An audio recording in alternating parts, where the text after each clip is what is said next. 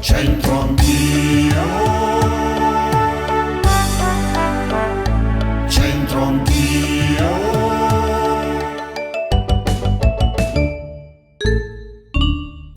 Bentrovati a Centro Anch'io, una nuova puntata in compagnia di Elia Capriolo, a cui Brescia ha dedicato una via nel cuore del Carmine, via Elia Capriolo, tra via San Faustino e via Tartaglia. Ed Elia Capriolo chi è? Nacque a Brescia nella prima metà del secolo XV in una nobile ed agiata famiglia di radicati principi religiosi. Fin da giovane si applicò allo studio delle lettere, acquistando un'ottima conoscenza della filosofia e delle materie giuridiche. Nel 1497, mentre il territorio di Brescia era sottoposto a un continuo passaggio di truppe, gli venne affidata la direzione dei lavori delle opere di difesa poste lungo la scarpata del castello presso Porta Pile. Egli esercitò inoltre in quegli anni le cariche pubbliche di pretore a Lonato, vicario a Quinzano e podestà ad Asola. Incerta la data della morte, forse il 1519 oppure il 1523. El scarpulì, el gale scarpe rote, vero o falso? Succede spesso? Vediamo un po' che testimonianze abbiamo raccolto al Quirinale. Siamo ora con Alessandro, il signor Alessandro di dove? Di Ravenna. Di Ravenna. Bellissima pure Ravenna, mosaici ragazzi.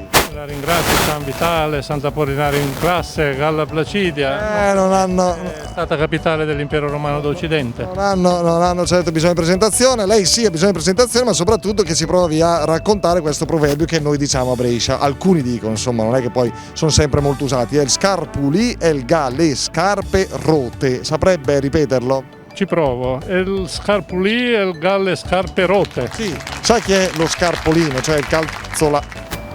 Lo imparo adesso. Il calzolaio è il ga le scarpe rote, cioè? È il primo che non va bene. Succede, vero?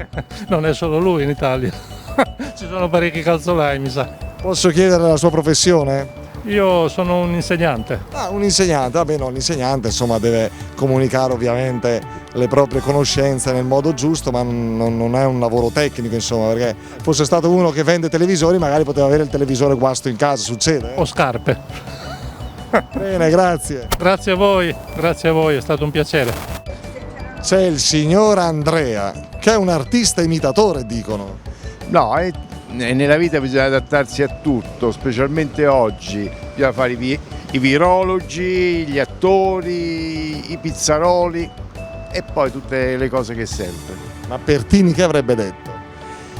Pertini era troppo serio, poi stava qui, non direi mai nulla di quello che Pertini potesse dire. Ma come l'avrebbe detto?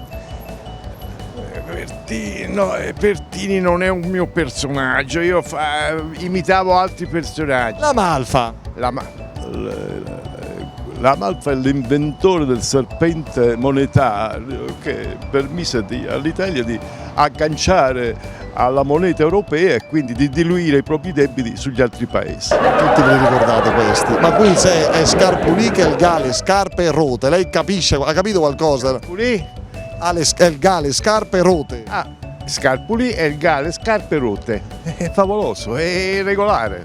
Oh, ci ha stupito. Ha pure compreso il significato? Ha tanti amici, veneti, calabresi, siciliani, poi ognuno parla la sua lingua, però rimane a mente. Bravo Andrea, grazie, auguri per tutto. Buona giornata.